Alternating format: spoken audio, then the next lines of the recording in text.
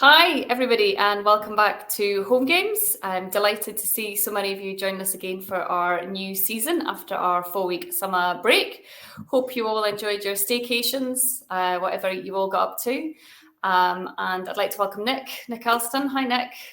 Hello. Hi. Thank you very much for joining us today. For those of you who haven't heard of Nick before, Nick's a public speaker with a learned experience of mental health. Nick, do you want to just share with us a bit about, your background?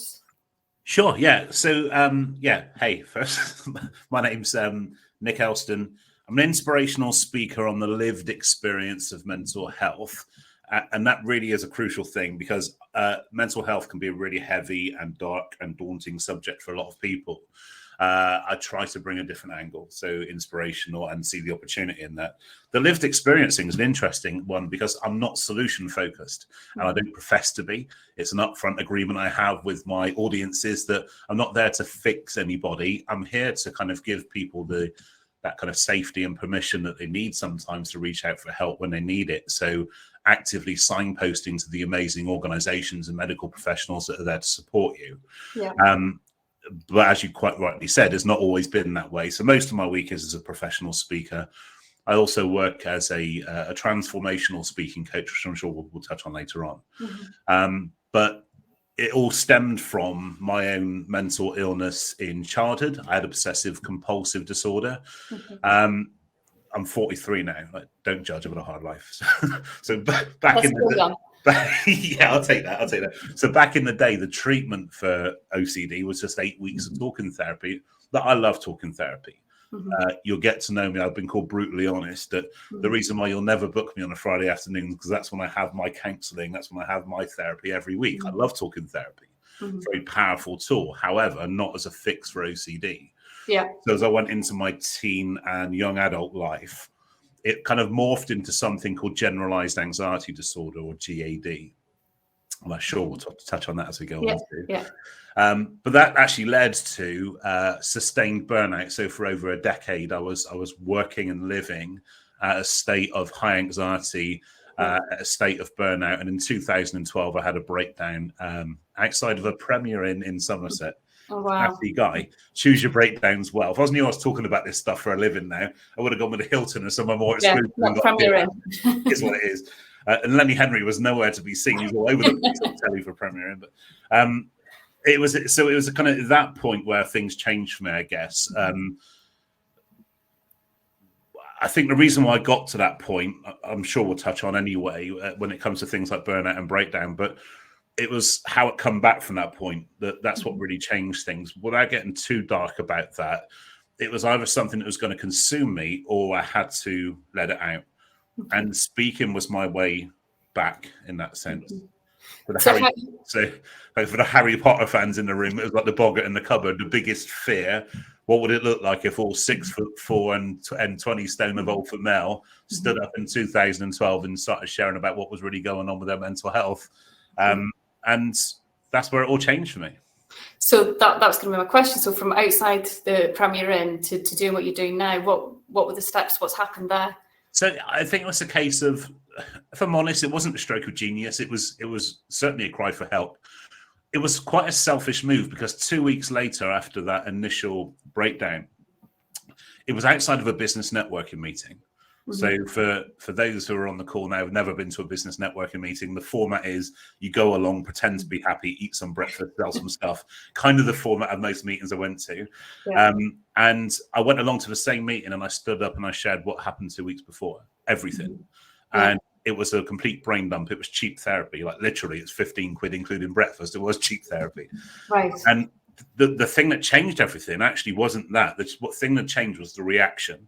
Right. Because 100%, again, especially not exclusively as a man, but especially as a man in that time, 100%, I thought it was going to be like a death by police, kind of blaze of glory moment. When the dust settles, I'll be gone. That everybody in that room queued up to give me their support. Right. And everybody in that room queued up to give me a hug. I love hugs. There's 20% of hugging power gone missing in lockdown here. Yeah. And the third thing that changed was actually people aren't used to hearing the truth with capital T's.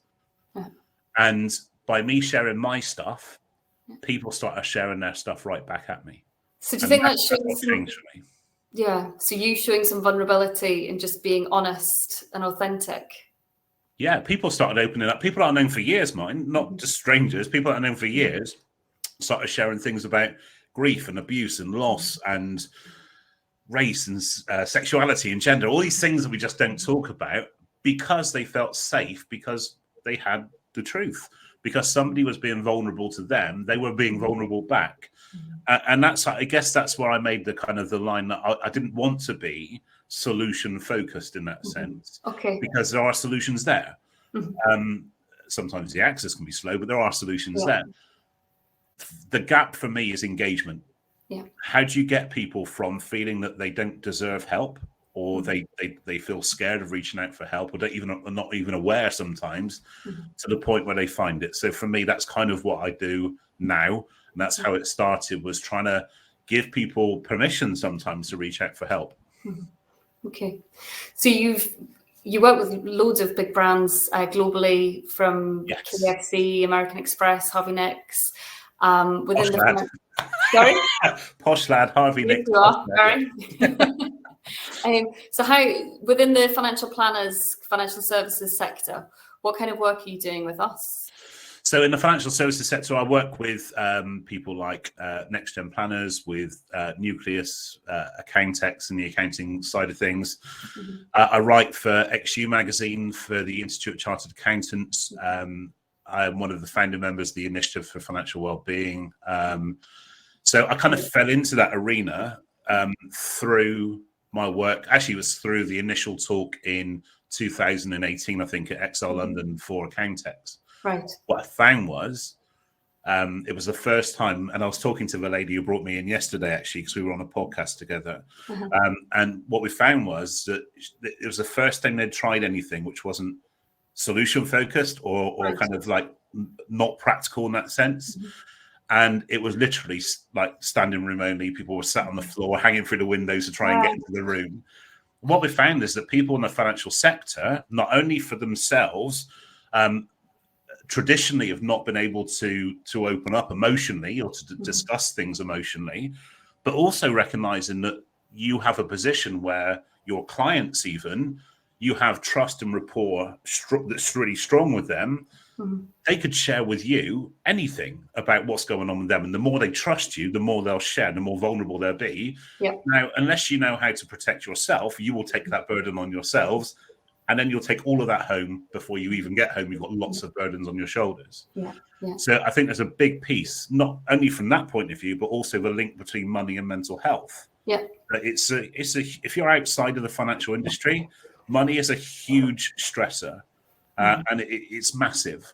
And you'll see that from your clients, especially over the past 18, 19 months. So yeah, that's kind of the work that I do. And I just signpost to the solutions that are in place. Okay. So that moment of decompressing for financial planners, is that what you mean? Like how they're carrying so much weight, responsibility and stress and pressure. How do they then decompress and process it all? It is, Rebecca. And I think I call it recovery. So it's daily recovery. So there's two elements to this, I guess, is certainly having some time in your diary that's set aside just for you to rest and recharge and recover, so that you can go again strong tomorrow. You can only run for so long until you stop. Like, trust me, I've been there. But we don't. And I see this, it's no surprise, actually, financial services is number 2 in the hit list of industries that I work most in after law. That's kind of bastions of traditional business in that sense. So sometimes, very often, we'll believe that self-care is selfish. So we'll prioritize everything else first before we even prioritize us. We will give away all of our time to whoever shouts loudest, and we get left last. That's kind of a problem.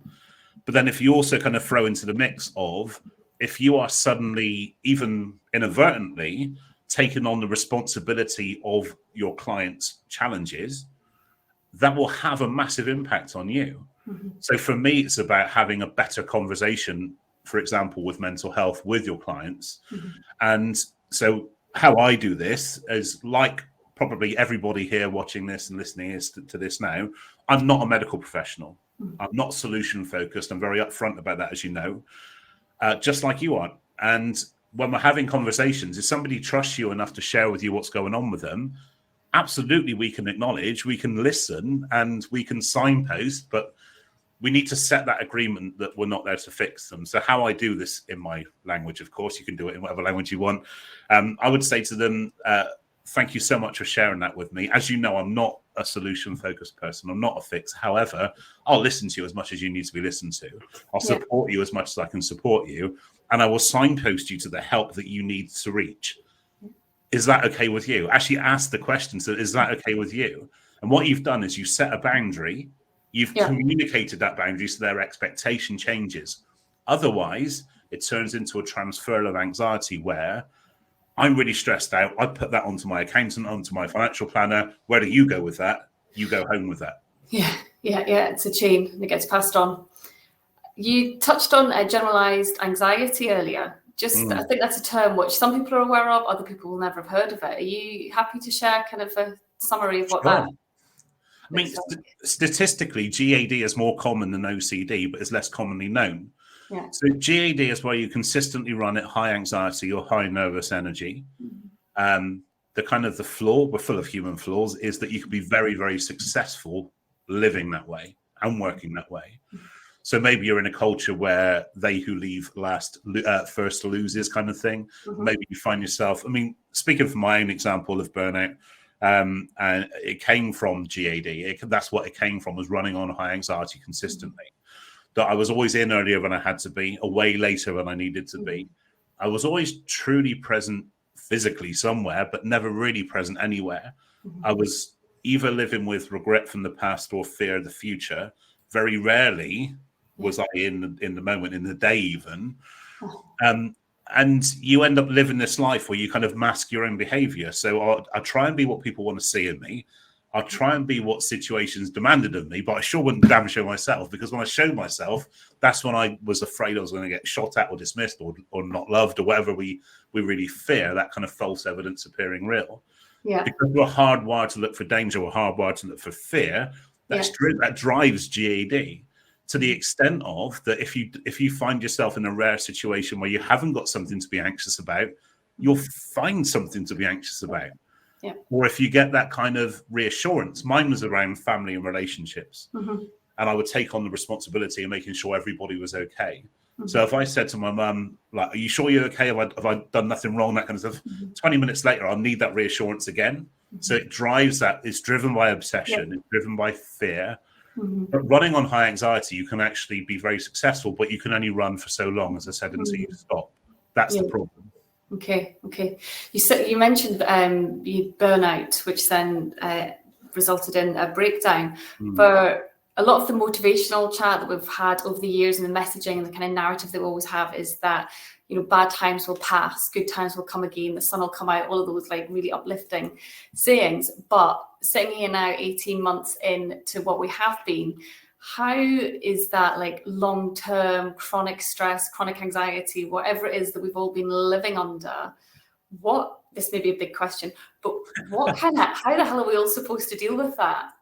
So it's a really great question, actually, because I'm very much with the line that I like to use, because I'm a country music fan. I love country music. So there's a title of a song called "Every Storm Runs Out of Rain," and I love that. I think it's so powerful.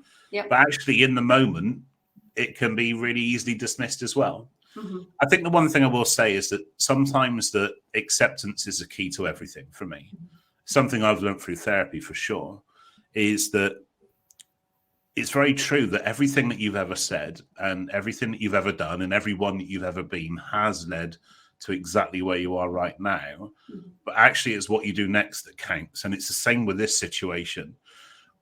We consistently build a future based on our perceived failures of the past. So either we're running away from a fear or somebody that's wronged us or a situation that's really toxic, or we go the other way, we really rebel against that and we'll do really bad things. And I've been to both of those extremes myself. So I absolutely get it. But if actually neutrally, every single day, we have that choice of how we proactively go into the day based on the acceptance of what's gone before. Because the last time I checked, we can only play the hand that life deals us. We cannot go back to change anything. the real flaw around this, though, is that, and people that have experienced mental health challenges on the call now will get this, is the first thing we sacrifice when we struggle with life is choice. And I've done this so many times. Again, how we choose to go into the day, but we cannot control the uncontrollable. We cannot control pandemics, other people, what they say, what they do. So actually, we need to really rein it into what we can, and that one thing is choice. And accepting that there's going to be stuff that blindsides you. We're not bulletproof.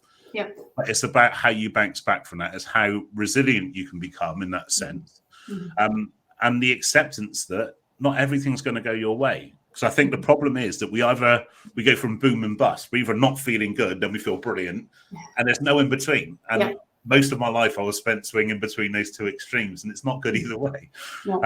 I hope that makes sense. Yeah, it does. It does. It does. Do you think that we're all guilty of underestimating the basics? We forget to get the basics right. So we're feeling really high and happy, and then another lockdown happens, or whatever, and then the basics go out the window, and that doesn't help, does it, with mental health?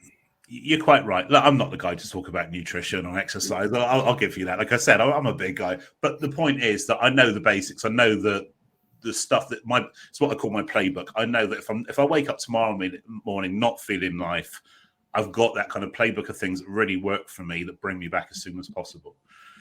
But I think for me, it all starts with, we have all the answers we'll ever need. We just need to start to ask ourselves the right questions and then move the hell out of our own way, because it's the conditioning that's the problem. If I think about my 3 biggest challenges in adult life, I can absolutely trace them back to my formative years. Absolutely. The anxiety is a learned behavior, as you said right at the beginning, that I come from a very anxious family. It's the way they react to things. So therefore, it wasn't done with any cruelty or anything else. It isn't like an X Factor sob story, Coldplay, and I walk in and play Fix You, isn't it? But recognizing the fact that that's how I learned, that's how you react to things, I can understand that.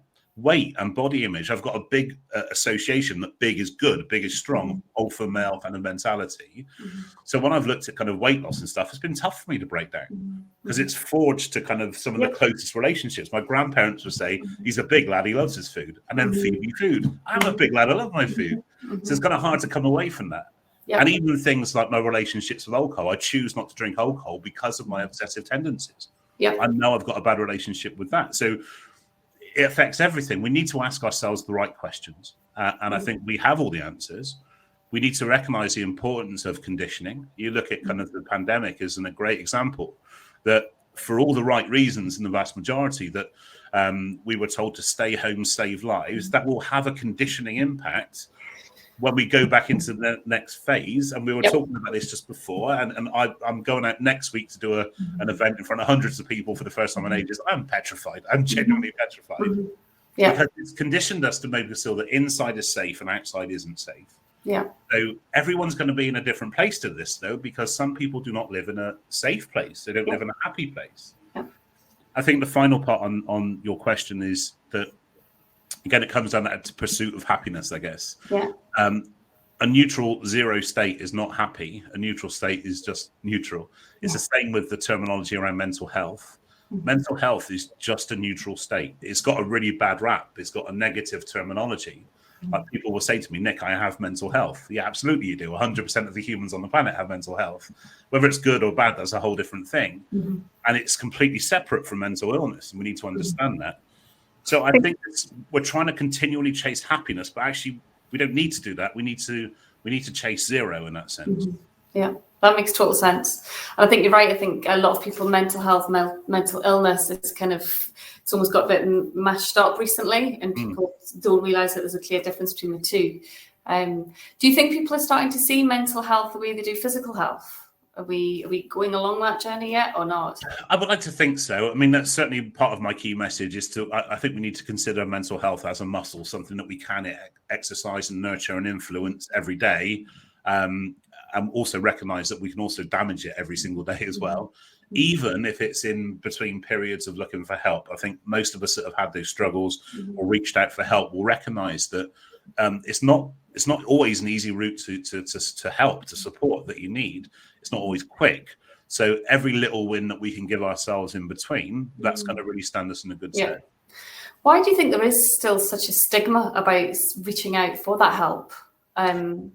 That's a big question. Earlier this year, I decided to get some help for some anxiety that I had, health anxiety. And the reaction from like my parents, my in-laws, even friends like the same age was really like blew my mind that we were, is it a British thing? I don't know. They're like, oh, you don't, why do you have to speak to somebody? In our day, we just got on with it. And See, this is a huge kind of area. All I would say was this. I think when I deliver my stuff in the US, for example, that's probably the most extreme example. So when I deliver my stuff in the US and I say about, every week I have counseling, and they kind of think, so what? So does everybody else kind of thing. In the UK, it's like, he said what? Like, genuinely. Yeah, it's a real disbelief. And I think there certainly is in the UK, especially, I've noticed that, again, we've been brought up with that kind of culture of man up, stiff upper lip, kind of, we don't talk about our stuff. And it's a conditioning behavior that's hard to break down. But if you throw into the mix other things like even gender, sexuality, race, I was on a podcast earlier on talking about the link between mental health and belonging. And it's the same as race or sexuality or gender, whatever that may be, because it's something that conditions you to believe that you cannot aspire to be any better or more or greater, that you haven't got the right to be there. And that's why the things that we're discussing can very easily lead to things like imposter syndrome, for sure. And see that a lot in the financial community, for sure. Yeah, definitely. Conditioning is something that's fascinating because a lot of people don't even realize it or pay any kind of attention to what impact it has on our lives. It's huge. And I think, I guess a bit of a fun exercise, but I kind of wake up tomorrow morning, everyone on this now, wake up tomorrow morning and question everything that you say and everything that you do.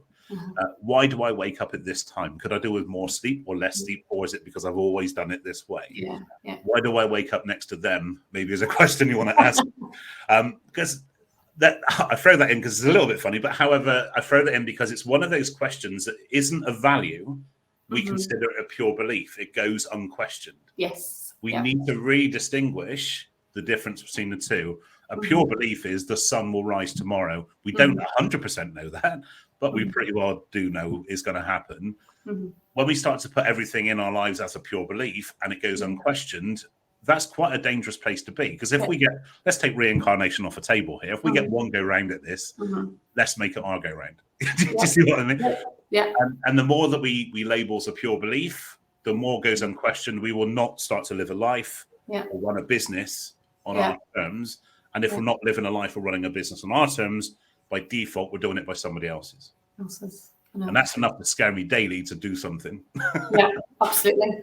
I loved, I heard you say somewhere about how live your life. I'm sorry, I'm paraphrasing, but live your life, how you live your life when nobody's watching. Yeah. And can you talk a bit more about that? I thought that was really good. It's another title of a country song, isn't it? That's right. Living your life through country songs. Yeah, I genuinely do. Who are you when no one's looking? This is it's a great way to kind of think of things that I guess it borders on stoicism as well from kind of my reading and stuff, that when you have no one, if you're in a room or in a house by yourself and you've got nothing to share with anybody, and I noticed this when I left social media last year, that when I haven't got like photos, I'm taking photos with nowhere to share it, actually, that you start to question it. What are your behaviors like? How are you feeling? Are you anxious with no one around? And therefore you can start to ask yourself that. Or sometimes you find that the sources of your anxiety or the reasons why you do things aren't actually of your own making. You're compelled to do them. And I think that's actually a real good indicator for things like GAD. If you feel that you're compelled to do something rather than you choose to do something, really something to check in on. So all of my thinking I do when there's nobody around. I mean, I am an introvert anyway. I do recharge in my own company. However, when I do that, I'm not influenced by trying to live up to somebody else, that kind of thing. Yeah. Paul's just said on the chat box, I'm seeing the term of helping someone's health and well-being being used more and more and replacing mental health. Yeah, I think that's a great point, Paul. And I think it's certainly because of the negative connotations around the term mental health. Again, it's just a neutral state, but it's not seen that way. Trying to help someone's health and well-being, it's like everything. I guess it's like an eating plan for your physical health, isn't it? Or a fitness plan for your physical health. Yeah. That if we start to see it that way, actually is kind of softer in that sense. It's kind of something that you can do. If I said to you, right, sort out your mental health, you kind of think, oh, that's big and daunting and scary. And whereas if I said to you, like, every day, that kind of marginal gains approach for sports fans, like the coaches use, marginal gains, daily incremental, consistent changes. If we start to do little bits every day to point you in the right direction, then actually that's what really sticks. That's what really lands. You change your behaviors. And the end result is that you will influence your mental health over a period of time, but you focused on your general health and well-being. And so you've been working within the industry, so since 2012 you started, is that right? Yeah, so that's when I first kind of stood up to speak for the first time. That speaking was therapy to start with, and then it was recovery, and then suddenly it just kind of became everything, became my career and everything else. So you've developed speaking academies. Do you want to tell us a bit about them? Please? Yeah, so I developed speaking academies. Actually, the work I've been doing in the next gen community is around being part of their speaker and influencer program as a coach. So my thing isn't presentation skills. I'm not that kind of polished presenter. My focus is around this concept that I've developed around emotional storytelling. How do we sound when we deliver emotion? So my passion is to empower people to tell their own stories of their own adversities, not just kind of mental health stuff, but anything. In the Speaking Academy events, I run these both online every month now and in person in central Bristol and Southwest. I've had people come out on a Speaking Academy day twice. I've had people talk about grief or loss for the first time ever. And that's the reason why I always safeguard that event or that session with a practitioner, a professional. But for me, it's so transformational. When's the last time you ever had a chance to share emotion in a group of people without that fear of judgment? And I give people that kind of safe space. And I get people to do exercises. So give me 1 minute on something that really makes you angry and like just let rip. Give us 1 minute on something that makes you sad and then makes you happy. Play with emotions. But the overriding kind of serious angle to this, even in our businesses, even in our branding, in our messages and networking or pitches, or whatever that may be, or keynote talks, we need to start to inject emotion into what we do. Because you could probably throw a net outside your window and catch kind of 50 people in your industry. What makes you different is you. If you're not showing the world your true self, how do you expect the world to engage with you? That everything that makes you up, if we start to share that, you find commonality, you find community, you build a tribe that are passionate to you. And I mean, you've got this nailed at Lancaster. Like I said, the branding element, the theme, the vulnerability, everything that you talk about and you're open about is so in tune with that. That's what really kind of makes you stand out in that sense. And we need to start to play with that and put emotion into that, because that's what makes you memorable. That's what finds community. But it's the one thing that we're afraid of. We're really afraid of vulnerability. It's a big fear to talk about stuff. But the overarching reason is, and it's the reason why I do what I do in your space in that sense, with that cap on, literally, is because it's not about what you say. It's about how you make an audience feel, whether it's one person or 10 million people. Over the lifetime of a video, you probably will reach 10 million people. It's about how you make them feel, and then it's about actually how you leave them feeling. Do they want to be more in your world? And also be prepared that you will lose people because of that as well. I know full well if I turn up at a talk, say the one I'm doing next week, of the 500 people in the auditorium, if there's one guy there with his arms folded, and it's usually a guy to be fair, then I know potentially that he could be somebody that just on the surface of it won't get it. But what he's doing, he's been defensive. I'm going to talk about something which is sensitive to him, so he's going to protect himself. So he'll be the person that I kind of start to kind of softly bring in. I always ask organizers for a walkway down the middle at my conferences, because I want the people that really need to reach me or want to engage in the subject are going to be at the back because they're anxious, but they don't want to be picked on, so they don't want to go to the front, like a Jimmy Carr concert, that kind of thing. So I'll slowly start to walk towards them down the middle and bring them in as we go. We need to make people feel inclusive, and how we do that is by giving vulnerability, by giving our emotions. Vulnerability isn't standing up and telling everybody all of your flaws. Yeah. Vulnerability is showing empathy. Vulnerability is showing compassion. It's sharing commonality with people that are going through tough times. Yeah, I know, I've been there myself. Yeah. Wow.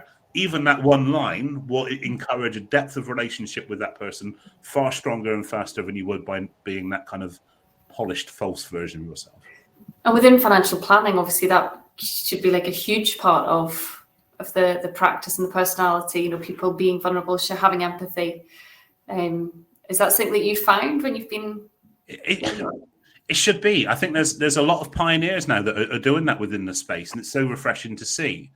And especially when you look into the kind of the broader edge of your business as well. So you look at branding and PR and everything else and everything you're about. Actually, we all find that this isn't news, but it does seem news to a lot of people, that the world is driven by storytelling. And if we can start to use our stories, not only to our advantage going forward, but to kind of really connect us and to allow us to accept what's gone before, that's huge. And what you do is you really build that depth of relationship. So that client that's opening up to you, you can show some empathy and some vulnerability enough to say, yeah, actually, I get that. I've felt that before. Yeah. That's huge. Do you think, though, because of all the conditioning and just the way we are in the UK, given the gender split in financial services, is that part of the battle or the block that we need to push through? It's certainly a consideration. I see the same gender imbalance in construction, another industry that I work a lot in. I think that's kind of 92% male, last time I checked. But even in things like professional speaking. So I think there's certainly barriers. I don't see a difference in terms of willing to be open, but I think, again, it's that you're breaking down that traditional nature of business in that sense. I know from my corporate life, I was in corporate life for a long time, that when I first started speaking, that I was suited and booted before. It wasn't me. So actually how I became this is because that over that kind of evolution of man model, I went from a suit to a waistcoat and trousers and shirt, then it changed to jeans and a waistcoat. And over that time, but essentially it's not being afraid to be you and being prepared to lose as well because of being you. I think once we become comfortable with that, I think that it's only going to be a kind of catalyst for really good things. So when did the hats come in? The hats came in probably about 2 years after I started speaking. And I think when I first started to do more stage stuff, but there's two reasons I dress like this. And I, whether it's here or in person, kind of rock up at some prestigious law firms, like with the jeans and the shirt, and it's like, who's this guy? So I cannot deliver authenticity if I'm not being authentic. So I need to honor that, and that's why I do what I do. The second is, and this is more bloody minded, if I'm going to be self-employed for potentially the only time ever in my life, I'm going to dress how the hell I want. And that's kind of my thinking behind it. But here's the truth. For all that conditioning that told me that I wouldn't be taken seriously by dressing like this as opposed to a suit, never lost a gig based on how I look. Yeah. It's the authenticity. Absolutely. So important. How the last 18 months, your business, you said before you were traveling around the world, you're delivering speeches to auditoriums full of people. How have the last 18 months gone? Well, the first 3 months following March last year fell off a cliff because all of my, I can laugh now, all of my stuff in March last year was done in person. None of it was done online. And for 3, maybe 4 months afterwards, literally it just stopped, the tap turned off. But then I think that there was certainly this kind of culture of acceptance around virtual is now the only way through at the moment, and now what's become more of a hybrid mix in the business, and I'm sure everybody is experiencing that. It's kind of like a tap turn back on around September, October, and business is fantastic now. Brilliant. And actually, interestingly, looking forward, apart from the travel restrictions at the moment, got a lot of UK dates in the diary for this year, abroad for next year, kind of further afield. However, it's a 50-50 split. So actually some people are choosing virtual as a valid option now. So it's given us more options, I think. And speaking is alive and well. For those who are interested in speaking to any audience, whether it's for your business or a personal interest, that there's so many more opportunities to speak now without the travel and expense and everything else. Yeah. I know it's amazing, the hybrid approach. How are you feeling though about like getting out? Did you see the one that's coming up next week? Whereabouts is that one? This is actually, I live just north of Bristol in the southwest, so this one's actually a fairly local gig. So it's about 10 miles away from me. It's going to be a few hundred people. It's for a local Bristol Water. I'm petrified, if I'm honest. But I'm also really excited. And there's a really fine line between anxiety and excitement anyway. But it's more so, I think it's more so just a case of being out in front of people doing it again. It's the same skill sets we've all had to learn doing things virtually. It's just going to be having to kind of pick the bike back up again and start going. And I'm sure it'll be fine. But the way that I'll deal with that is I will tell people that right at the beginning. One of my biggest kind of anxiety management tips to anybody here, especially around public speaking, is always take your audience on the journey. And it goes against every speaking handbook you'll ever read. I'll tell people exactly what's on my mind right now when I'm in front of them, because then when it's off of me, I feel less anxious. I'm not keeping it in. I always remember the first big event I did was at XR London. It was an accounting conference, actually. And I stood up on stage, and I kid you not, the first line of my talk was, this wasn't planned, like, I am really anxious right now. Who the hell wouldn't be? I'm just about to bare my soul to 10,000 accountants. And not only did it get a laugh, which is tough, but the second thing was that everybody wanted me to succeed. And I think that when we don't show ourselves, we miss out on the opportunity of people being able to do that for us. If you watch Sky News on repeat or stick your head in social media for too long, you'll think that people aren't good, but inherently people are good. People do want you to succeed. You just need to let them in. You said earlier you came off social media last year. What was the driver to that? I just found it's a very kind of toxic. It's not even the platform, I guess. I think social media. There was a Harvard study done that between 18 and 29-year-olds, social media was the biggest source of anxiety. But it was also in the same survey, in the same demographic, the biggest source of positive community for mental health. So it's not the platforms per se, but I think there was certainly some big world events around racism and bad politics and increasing pressure, pandemics. And I just found that I was scrolling and feeling a lot worse 20 minutes later when I stopped scrolling. And actually, I thought that even though it wasn't aimed at me, I was part of that kind of culture, part of the toxicity by default. So I thought, actually, I'm done. And 2 weeks later, after feeling everybody was trying to get hold of me for 2 weeks, the silence descended and it stayed. And I have no desire to go back. I remain very active on LinkedIn because it's kind of where I live, I guess. And YouTube, but that's it. And I'm okay with that. It's not so you're not tempted to go back, not missing any. Not at all. No, not at all. I think it's the constant noise and the overwhelm and the disconnection. And I think also it's a great filter for people that you do want in your life and you don't, and the people that try for you and they don't try for you. And so I think there's a lot to be said for that. It's great to be disconnected. Do you think in about 20 years' time or something, people will look back and be mortified at how much they used to share on social and how angry they used to get on social and how rude? Yeah, I think sometimes if you're that way inclined, you may not think that way anyway, but I think there's certainly something to be said for, we don't recognize how permanent that is, for sure. But also recognizing that people will, I've always believed you need to be the same you online and offline. And albeit I'm a big guy, but I always remember kind of a few years ago, there was this one guy that was really gobby on Twitter and he was always kind of slating people and that kind of stuff. And again, it's never really at me, I guess, but it was kind of involved in that. When I actually met him in person, albeit I am 6'4" and 20 odd stone, so he was quiet as a lamb. You could just tell he was somebody who just sat behind a keyboard in his bedroom for 30 hours kind of thing.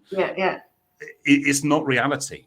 And I think that's the problem. It's not reality because it gives people this kind of this falsehood, I guess, this filter.